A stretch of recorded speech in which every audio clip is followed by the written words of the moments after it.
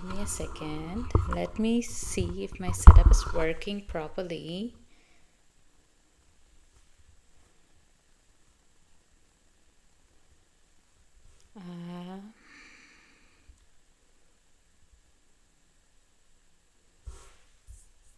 Okay, my Instagram is not working. Okay, it should be working now.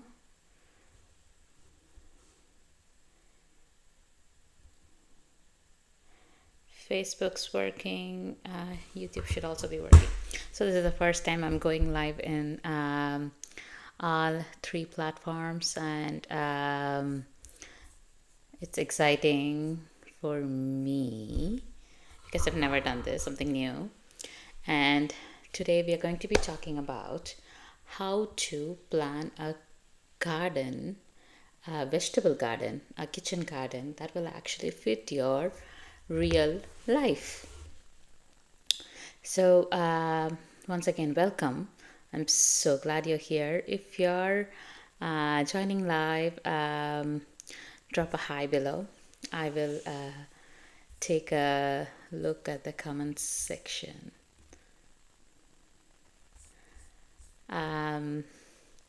Today we're I don't see a lot of people talking about this in the gardening world, and honestly, one of the most common reason why a new garden, new vegetable garden, new backyard gardens, where people really want to grow and eat their produce, it actually fails because it's not because they don't have green thumbs. Trust me, you can actually grow green thumbs. It's about time, energy, real life, being true to your time, actually. Because the garden was actually planned for something, it was planned for an ideal life that really does not exist. Just think about that. Before we dive in, quick question. Are you brand new to gardening? Are you trying to grow your own vegetables and fruits, and you have tried before, it has not worked, and you are ready to dive in again? Okay. Even if you're watching in the replay, please add it to the comments. I would love to learn more. Okay, let's start with the biggest question I get. How much time do I actually need to, actually garden?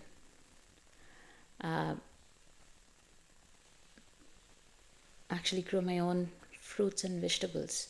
This is the first question I get from my clients. And I am going to be very honest here. A lot of advice, free advice, makes it sound way harder than it is. A very small, a very well planned beginner garden will be will take 30 to 20 to 60 minutes a week, most weeks. I'm not talking about daily timing. I'm talking about weekly timing. And there's a lot of things that can be automated, that can be processed, and it can be set on a timer. A typical week, especially if you don't have any watering drip setup or anything, it's going to be, let's say, a small to medium sized garden for a family of 4. A 10 to 15 minutes watering and checking on your plants, 10 to 15 minutes of harvesting time. This is the really fun part, one of my favorite part. And 10 to 20 minutes for a light maintenance, like pulling the weeds, tucking in new tomato seedlings, new beds, that kind of stuff, the fun stuff. Some weeks you won't have to do anything at all, just a little bit of watering. Some week, especially if you have a crazy rain that week, you don't even have to water. Um, but overall, average, we are talking about 30 to 60 minutes an hour. Not an hour, 30 to 60 minutes a week, not 30 to 60 minutes a day. Think about it. It's not, there is no daily labor. We are not having a farm. It's just weekly attention. You don't need to be outside every single day for hours at a stretch. If someone tells you that you need to be out there every day, weeding, fussing, spraying chemicals, then you know what? That is not a garden that I want to be growing, anyways. I don't have time for that kind of a garden. I want a garden that will work for my life. I don't want to give my life to a garden. There's a difference.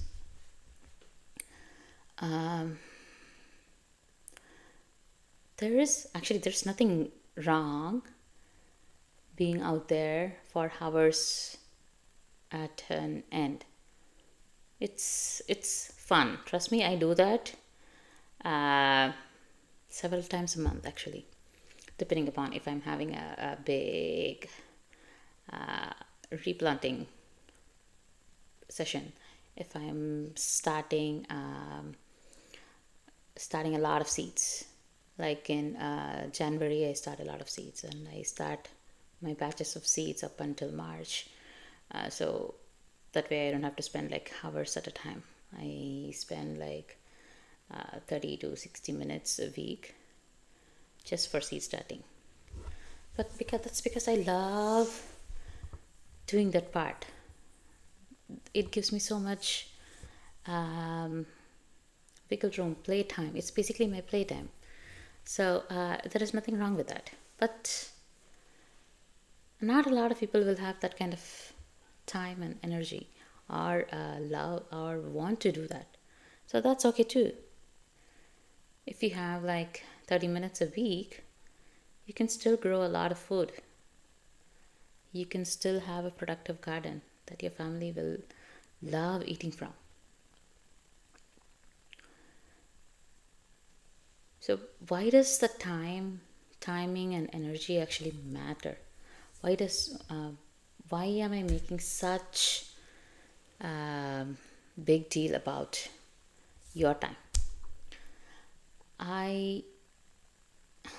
Because I've seen what happens when people aren't actually truthful about their time commitments when they actually start a garden. You started, you're so excited, you plant like a bunch of stuff, and then life happens. You go for a 6-week travel. You have like family commitments. Your kids have so many weekend games, and then you skip your gardening task, and then they stack over time, and you are like, there is weeds taking over my garden. It's basically a jungle. I don't want to look at. I am so overwhelmed about it. I am in a big gone avoidance phase. I don't even want to look at, and then gone. In about 2-3 weeks, my gardening journey has gone to nothing. So that's what happens when you have an overly ambitious garden, and it turns into a guilt, it turns into avoidance, and then it turns into quitting. I have done that. I've learned this the really hard way.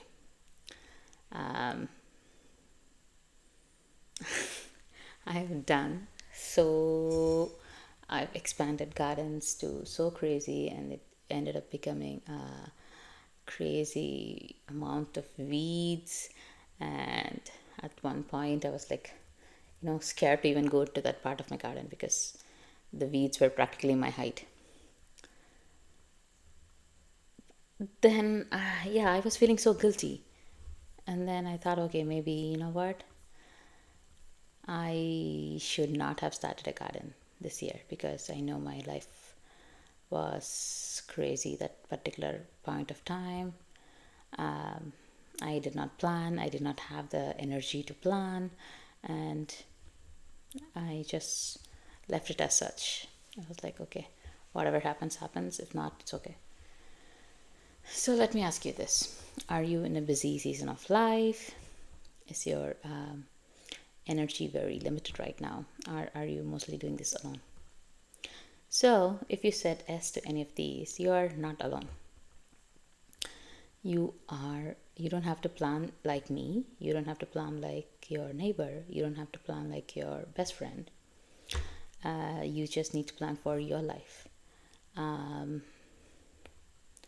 You are allowed to keep it small, keep it tight, and just do herbs and flowers. I don't have enough energy for vegetables this year. Okay, done. Make a decision. You're good. Um, so what kind of season of life are you in right now? Are you a busy this season, overwhelmed, or do you have like a lot of kids activities planned over the weekend, or are your weekends taken away? Are you homeschooling mom who is just doing way too much right now, and maybe this isn't the season for you, or at least that's what you think. Okay, let's do a little bit of a practical planning. So, how do you actually plan a garden around kids, work, and real life? There are here are the three things that made the biggest difference for me. Um, it doesn't have to be managed by if you have a family friendly garden, you don't have to, all four of you, all the kids, all the whole family doesn't need to be managing it. I try to make it a teaching moment, and I want the kids to at least spend a little bit time in the garden. But sometimes, some weeks, they just don't want to. So do what works for your family, your kids. If the kids love harvesting part, let them do it. If they love watering with you, that's really quality bonding time. So have fun with it. Make it a little bit more more fun, chill, relaxing learning environment. If they love digging in the dirt, that's awesome. So give them a pot with some soil, or especially if they're babies, you can just spend the quality time with them, and the rest of the chores you can do it, and it'll still be a place where you can enjoy with your family. Sometimes older kids, elementary school and above, they love writing, so they're learning to write. So you can let them write their labels, or make holes in the garden and you plant it. It's you can keep it as kid friendly, as fun, as what works for your family actually. Okay, what to do if you have busy season of work. uh, it's a really it's not like everybody is in a time crunch, money crunch. So here's the rule I tell anyone: if you have you don't have a lot of time or capacity to have a big garden, but the point is either is a garden could be your emotional or your safe space. If you have if you have one of those high pressure work environment, it can be your relaxing atmosphere. um, Instead of binging on your favorite instead of binging on back-to-back Netflix shows, you can go spend a few minutes in the garden, and the green space and the outdoor air will actually help you ground you. So keep it simple, fewer beds, closer to the house. If you have to walk 50, 100 feet to go to your garden from your backyard, that's not going to happen.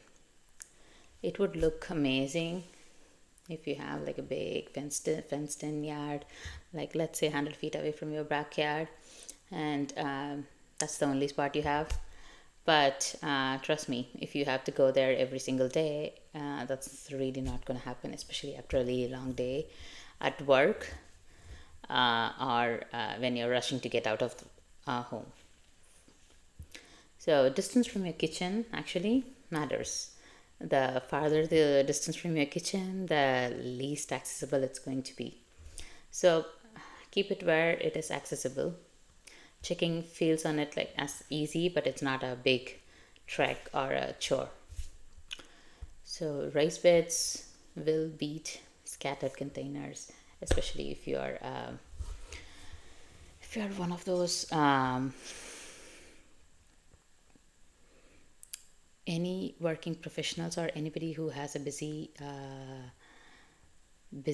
life, busy planned life, where you have other priorities. Gardening is not going to be priority number one for almost anybody. So I have a comment. I'm gonna see how to put this on the video. I have no idea how to do that. Hopefully one of these days I'm gonna figure it out.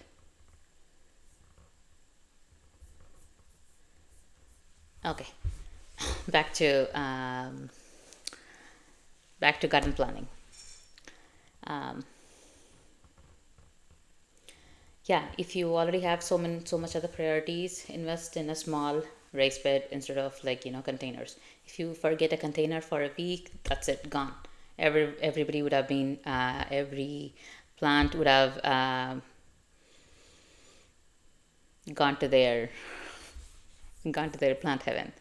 So the smaller again, another thing, a smaller the container, the more frequent you have to water. If you forget to water a small container for like 2 days, that's it, gone. But if you have like a really large 50-gallon container, and then you plant 10 plants in it, and even if you forget to water, there is like enough space in the pot container to hold the water. So they will not be fully dead. That's what I mean.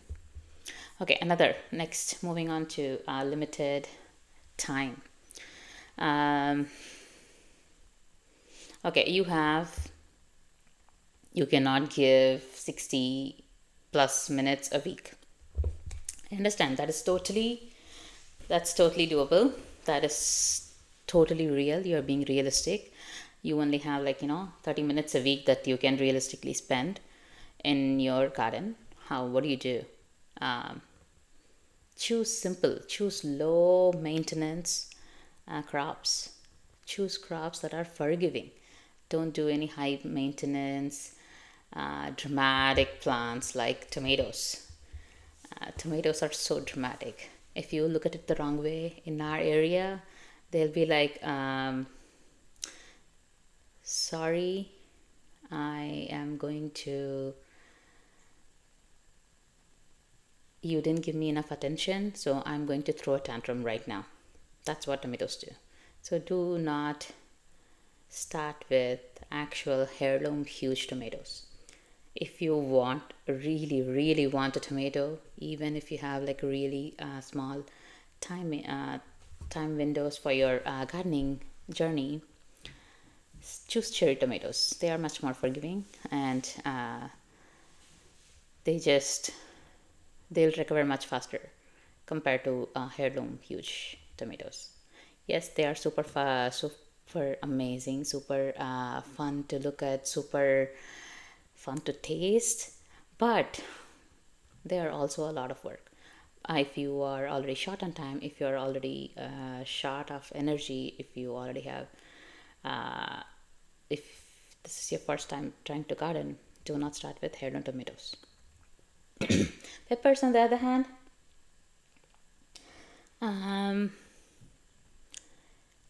they can be fun.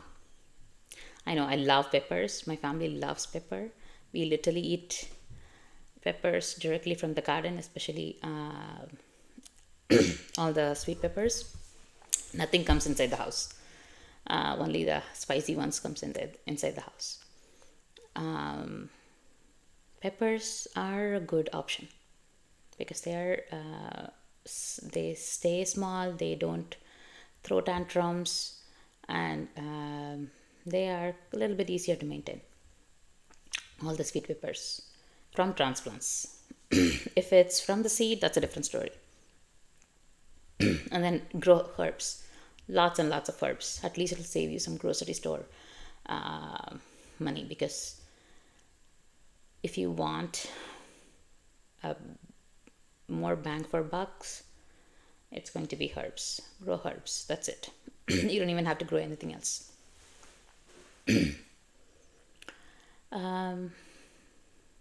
You can grow lettuce, salad, kale, and during the winter, early spring season. You can practically grow about 3-4 months of salad in Houston. I know it's so you don't even think about growing salad in Houston, because that's not something you usually think about. If it's salad, it's usually from one farm in California. They basically grow the whole country's salad. They ship 1,000 miles every single day.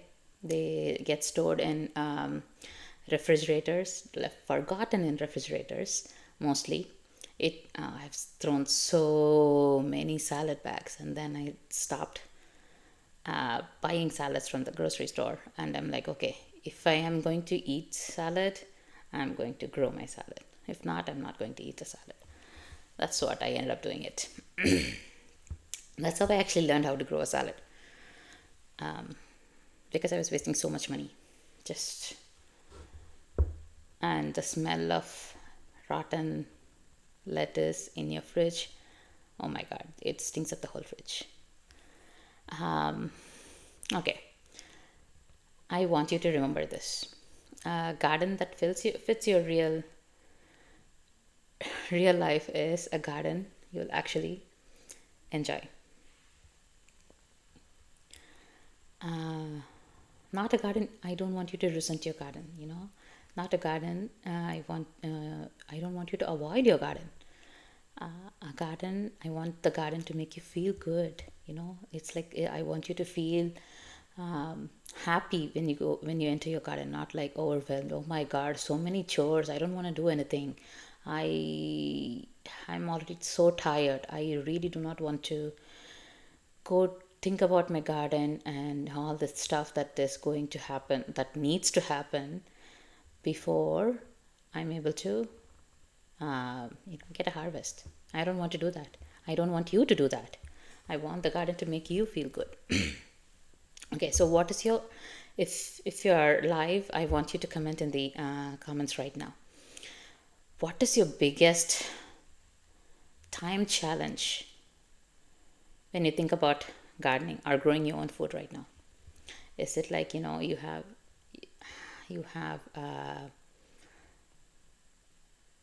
you have kid stuff, you have work stuff, you have just regular life stuff, it happens. So what what is your biggest challenge right now? Time challenge. Okay, so I want to show you what will actually happen when you plan for an ideal life instead of a real one. This is something I see really almost all the time. You go to the nursery, you buy so many plants, because you know what, I want that, I want this, I want that, I've done that. Oh my god, I've gone to so many nurseries and bought so many plants and killed so many plants, um, without even doing my due diligence, and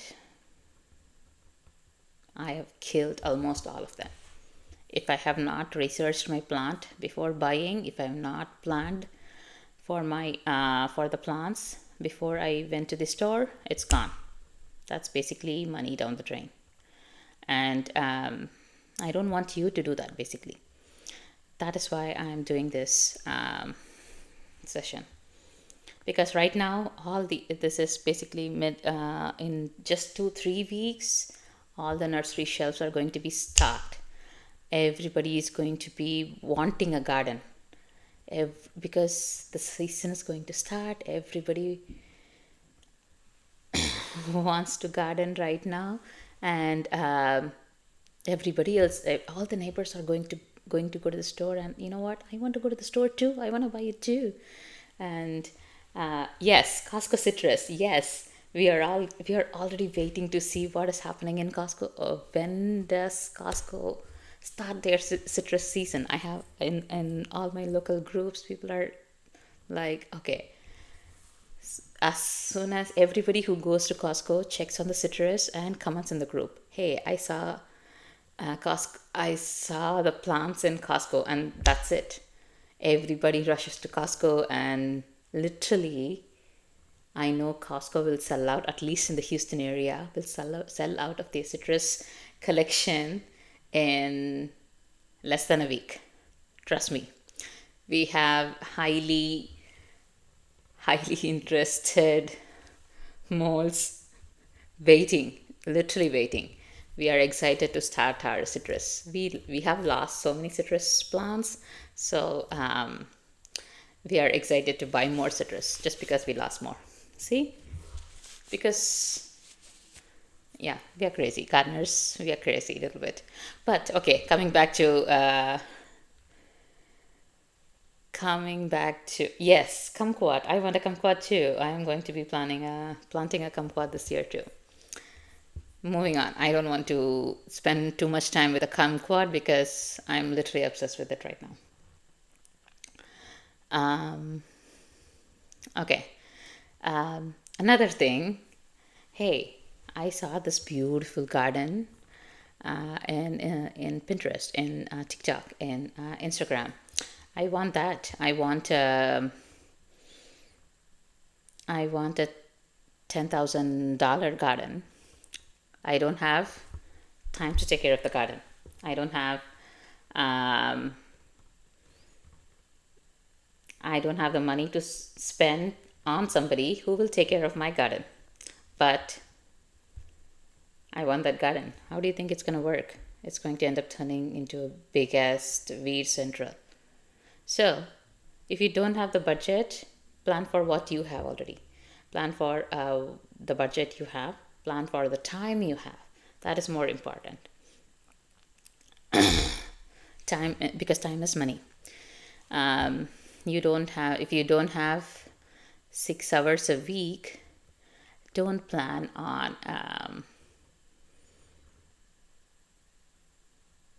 don't actually plan on growing everything from seeds, because trust me, they are practically babies and they will need a lot of work. Don't don't build permanent raised beds if you know you will be moving next year. So I take an account of what your ideal life, not your ideal life, your real life is. Like, take a look at your budget, take a look at your time budget, take a look at your space, and then plan according to that, so that you don't end up being overwhelmed. You don't end up uh, wasting your time, wasting your energy, wasting your money, and then, oh, I just ended up growing weeds in my garden beds.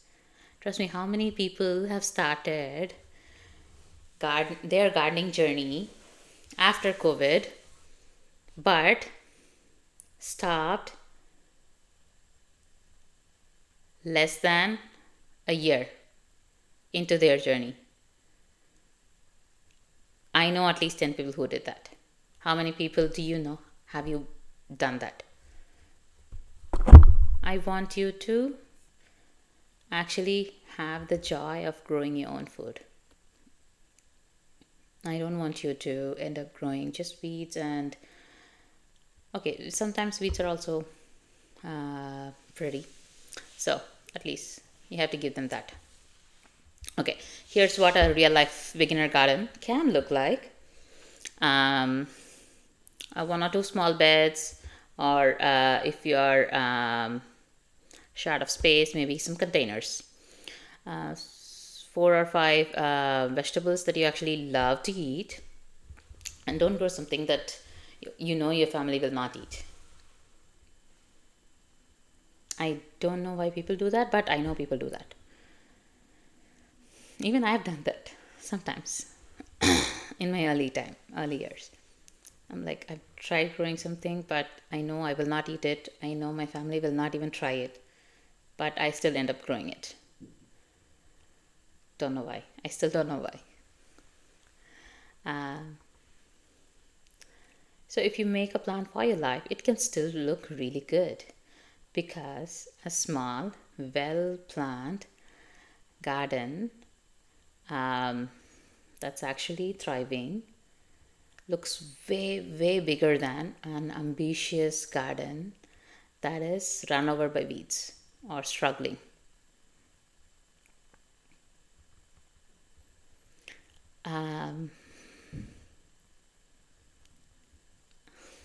Yes, I know a lot of people who grow eggplant do that. Uh, they don't know how to use it, but that's what's sold in the stores, and they just grow it. If you want a good recipe for eggplant parmesan is one of my favorites. So, or you can do a beautiful container garden, and that you can actually keep up with. Keep it simple. Just grow your herbs, grow some flowers with it, and that's it. That is so much more useful, better than growing, having 6 neglected raised beds. So, when I say a plan for your real life, I mean start with what you can actually afford this season, what you actually eat, and design so you can actually succeed. Not so that it looks like someone else's garden, but I want the garden to reflect you. I want the garden to produce something that your family will love it. You can always expand later. If once you have the confidence, you can always expand. You can grow more. You can grow. You can have systems. You can design systems for your life, for your garden. But if you start too big or end up with having too much pressure on yourself, it's not going to motivate you. It's going to make you tired even before you have a chance to, love your garden. When you plan a garden for your real life, your real budget, your real schedule, and your real energy, that garden actually grows and The best part, you grow with your garden. See, that's the beauty of gardening. It's like a foundation for everything you can actually build on every single year. Yes, you can grow some. Yes, I do that too. You can grow something that you don't know how to use, but grow it for somebody else. Give it to somebody else, give it a friend, give it to a neighbor, anybody who will actually use it. Okay, one more question um, before you actually grow anything. How much time do you realistically want to spend caring for a garden every week? Not how much time you should, how much time you will do when, uh, when in summer, how much time after you retire. I want you to think about how much time. Let's say if you want to start a garden this year, I want you to think about how much time you have this season. Your real, actual life, not your imaginary, uh, most amazing life where you have all the time in the world for all your stuff. I do it all the time. I overplan my days, I overplan my weeks, I overplan my life. That is why I'm giving you this journaling prompt. Okay, it doesn't have to be journaling prompt, it's just a prompt for the comment. Okay, let's say how much real time do you realistically want to spend time in the garden? So based on that, you can plan how many beds to plant, how many vegetables you want to grow, how many herbs you want to grow, what kind of systems you can set it up. If it's just 30 minutes, okay, hey, 2 beds done. If you have 2 hours a week, hey, you have a lot of time and energy and you can plan accordingly. If it's only 5-10 minutes a week, that's okay. That's totally okay too. You can do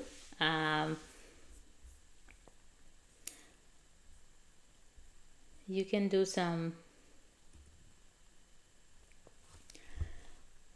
Oh, yeah, I figured it out how to do this. Awesome.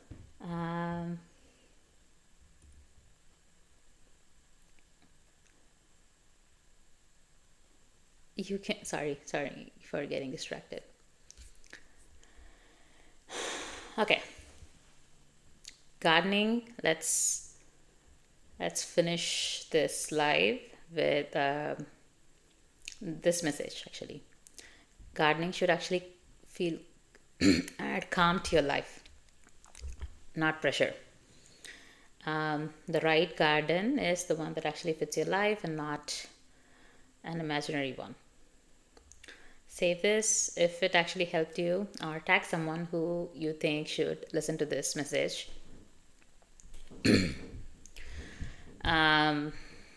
If you want help planning your real life garden with your budget and your schedule, I actually have a course coming up very soon.